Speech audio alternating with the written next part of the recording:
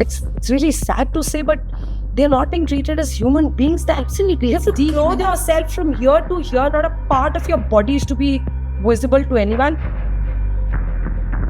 I still remember sitting in studios and when the takeover was happening and the press conference by the Taliban where they were asked about women's rights and they turned around and said, that it's a different Taliban. Everybody celebrated it as a new Taliban. This country is actually in the hands of monsters.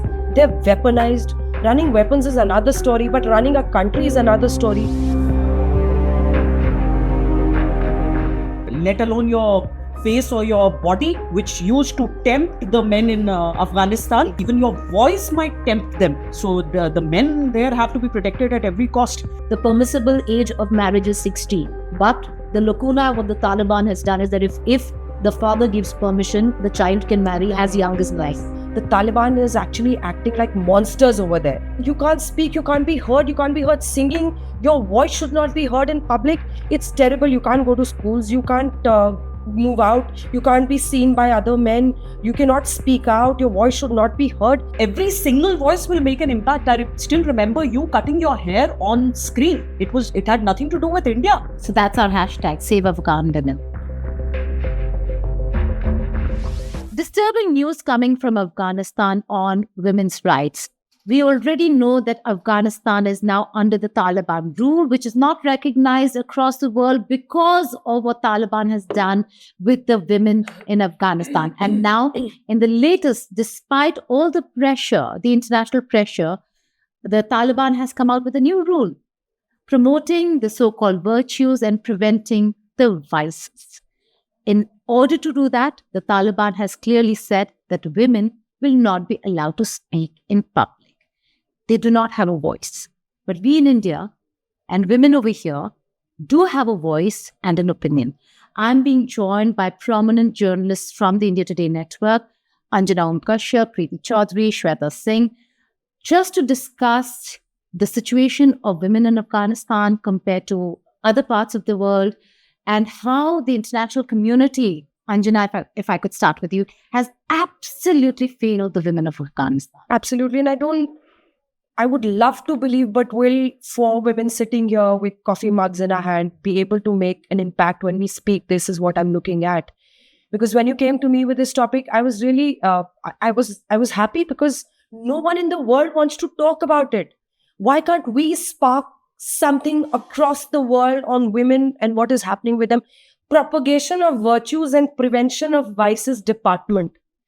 And all their more than 100 pages of order says women can't do this and women can't do that. So all the onus is on them. They are being treated worse than, it's really sad to say, but they're not being treated as human beings. They're absolutely. You have to clothe yourself from here to here. Not a part of your body is to be visible to anyone.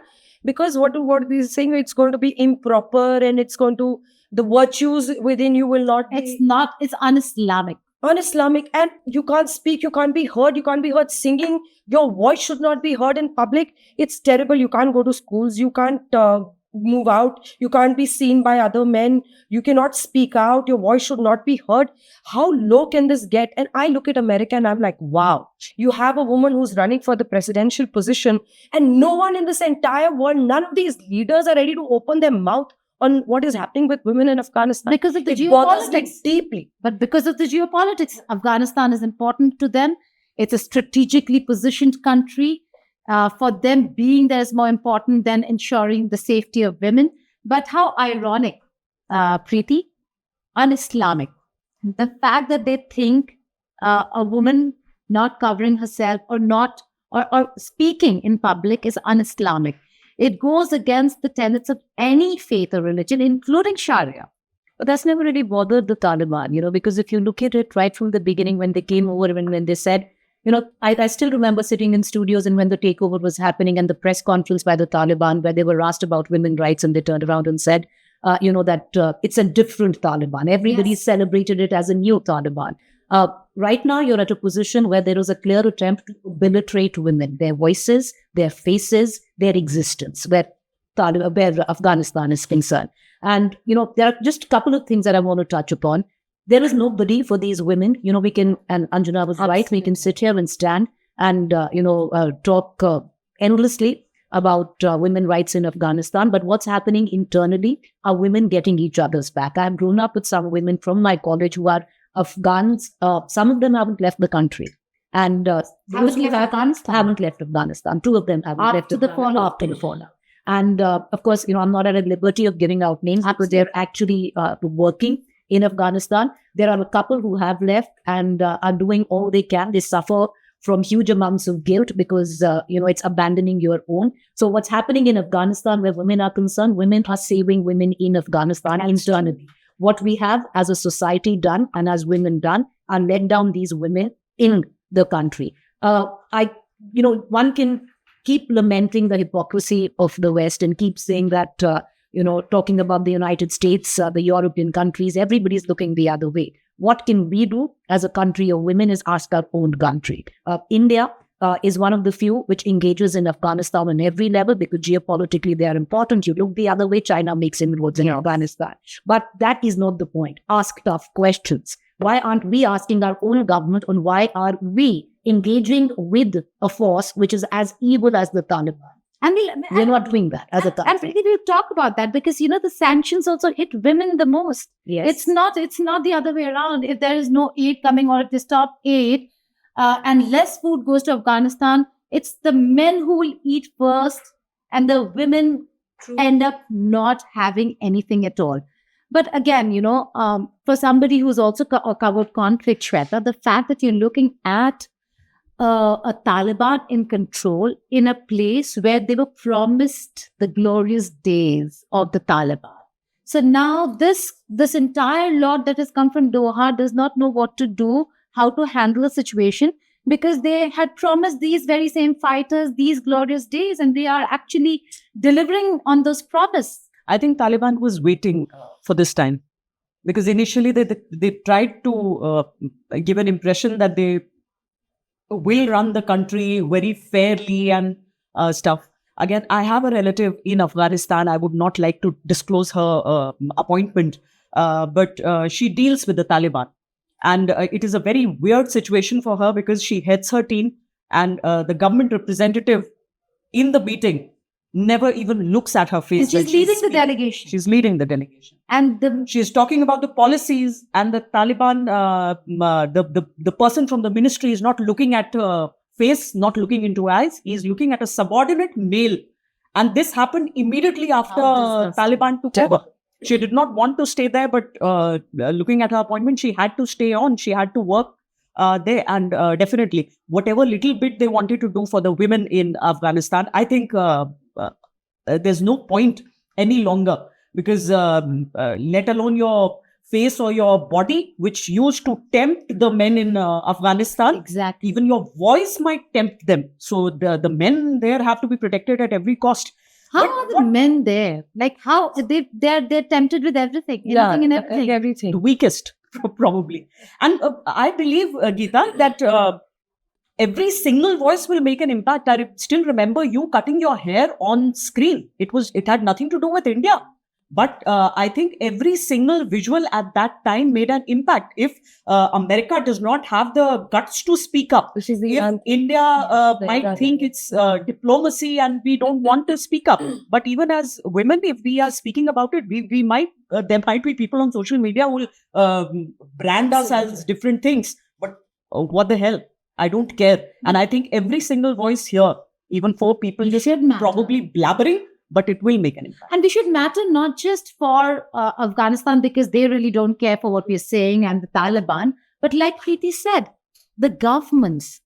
People who are watching us are also governments, the establishment, America, India, including China and Russia, who engage, everybody's engaging the Taliban and China, irrespective of what's happening on the ground. In fact, if today you look at the respect for human rights and women's rights, I think Afghanistan is at the lowest of everybody's priorities.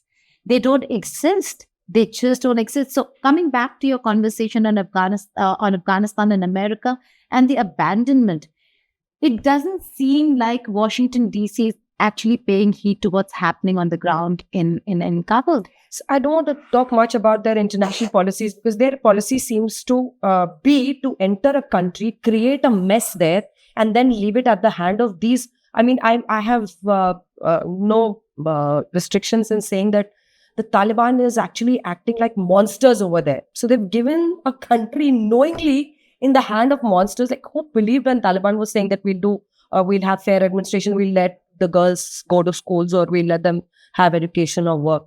So I think they've consciously given Afghanistan into the hands of monsters because they have their own problems to deal with. That is again another debate, because how long can you go on in another country or for any other country? We have so many conflicts happening all over the world.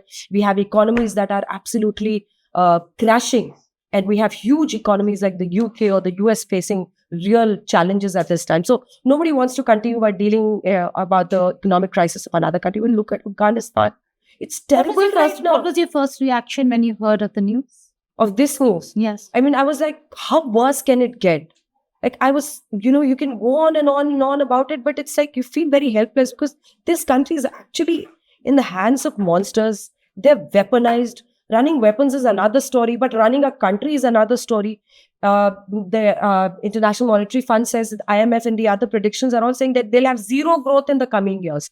More than half of their people are now surviving on bread and tea.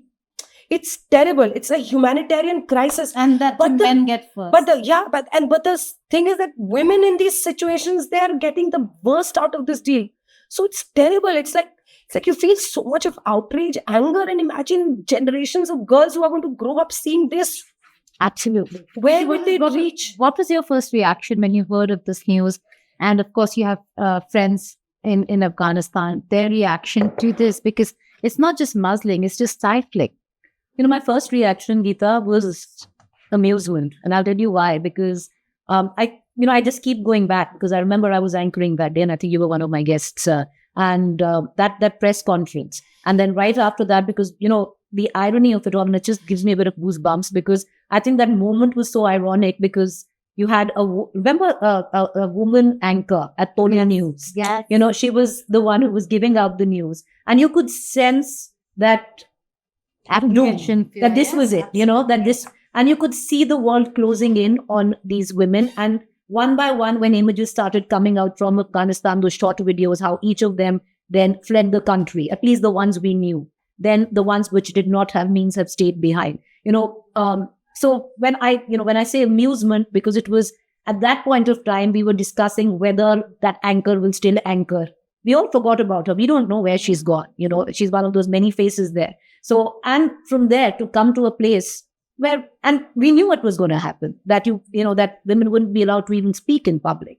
The other thing is the human rights issue at a very grave level, because if you look at the figures which are coming in, like Shweta pointed out. So, friends of mine who work with the UN, because the Taliban wants to keep the facade going that they're still engaging with the UN, right? And they need to get them there. They need to hold these workshops. It all happens in a screen. So you have they want women to come, so those images go out to the world that we are still engaging. So these women, of course, in their hijab, like my friends will wear the foot hijab, they put a screen. Behind the screen will be the Taliban sitting. And this side will be the instructor. So you don't know who you're really talking to, and that's how you address. Right now, the permissible age of marriage is 16. But the lacuna, what the Taliban has done is that if the father gives permission, the child can marry as young as 9. So 9-year-old girls, the latest figure is over 30% in terms of child marriage under the age of 10. 9-year-old Which is girls actually are technically is considered rape. It is considered rape across, but clearly not in Taliban and not in Afghanistan. And, multiple issues like that. You're right. There is no food to eat. Forget about nutrition. You don't know.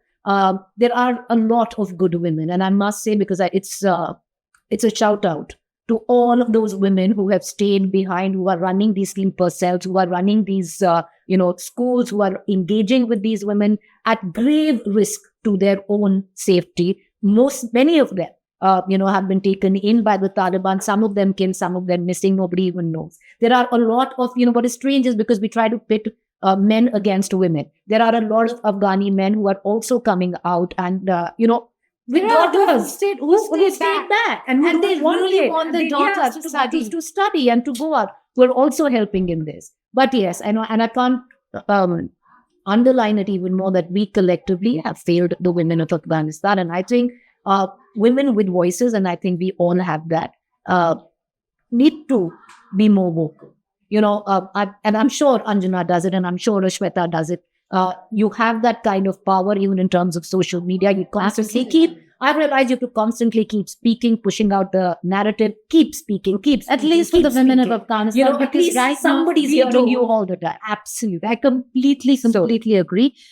In fact, we actually here at India Today Global have done a story, and I was discussing that with you. Our colleague Ishita Mitra spoke to somebody who actually runs secret schools in Afghanistan. She herself is not there, but she has an entire network of people who are teaching girls in secrecy, covertly.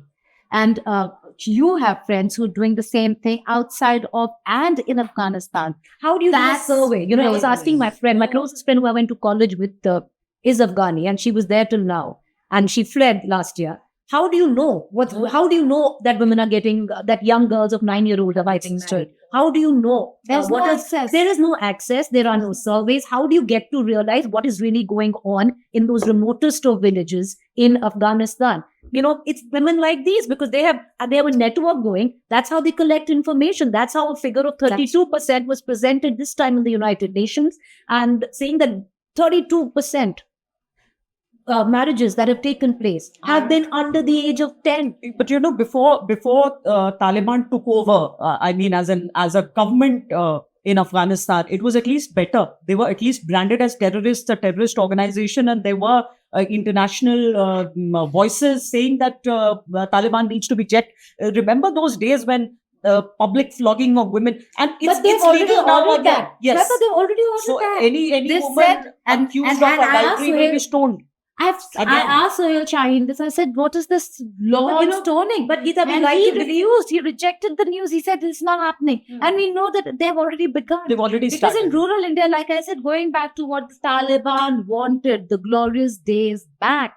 And those days in rural But Geeta, Afghanistan the are irony of returning this, for the Taliban. But the irony of all of this, because you talk about the glorious days, it's so strange because Afghanistan for women actually had glorious days. They did. Before America, before any other country, Afghan women voted. Absolutely. Afghan women voted. They have had rulers who have been so good when it came down to women Not just voted, emancipation. they were actually very westernized in their education. So they have seen it, and these are women who have seen that to see this. They're all women. And that is why when Taliban initially came in, then people were telling them there that, too much of westernization has happened. So it's good. This is how it all creeps in. This is how it starts, It's the same story And then, of Iran. Same and, story. and going back to what she said, so you now have militant minds in the garb of government running a whole country, which everybody chooses to just look past, and who's bearing the brunt? It's just the young Why ones. they choose to look past? Because remember what was said when Russia invaded Ukraine?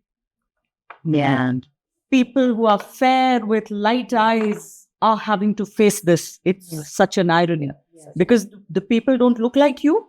The women don't look like you. The women don't dress the like West you. will outrage over that. Yeah, The exactly. West is not outraging over this. Look at America and their coverage. They are so focused on US elections that they've just forgotten that there is a massive mess that the establishment made, and they need to go back and I ask agree with the what Biden Shweta, but administration. Geeta, I do agree with what Shweta said, because there is hypocrisy in all of this. Absolutely. If it was a European country or any other Absolutely. country, it would have been the benchmark Oh, of empathy Gaza. would have been very, very different. Gaza. The outrage Because would have in been Russia, so loud. Ukraine, The outrage would have been so loud. because Caucasians, the fact that they're your type, your people, they outrage, but then everyone else is second citizen of the world. And that is why I say US stands exposed the most in this entire episode of Afghanistan. But terrible. where is the media It's terrible. here? For all the freedom of press, for all the media freedom that US enjoys, where is Is Al Jazeera reporting about? Al Jazeera is reporting About the women of about the women of Afghanistan. Actually, in fact, Al Jazeera is reporting. It is not CNN, Fox, or ABC. They are not the ones who are reporting because, to a certain extent, they do follow what the establishment says. At this point in time, Afghanistan is important to engage, and they're engaging the Taliban. I Look, think pressure everybody's groups need engaged. to. I think pressure groups need to put pressure, and I think as women in this country, our journalists who have voice, we are a pressure group. Yeah. And you need to put pressure on your own government first. I understand the hypocrisy of the West stands exposed. Nobody is denying what Anjana said, right? But the fact is, what are we? Absolutely. Where does India stand? Because you can Absolutely. question your government on this. You can, it's always well and good to say they are the villain. We are part of it. No. You're We've sitting been- on this table. We've been questioning the government over here and asking them why engage the Taliban, and we can understand where India comes from in terms of the strategic aspect. But there are some red lines, and I think the Taliban have crossed that red line.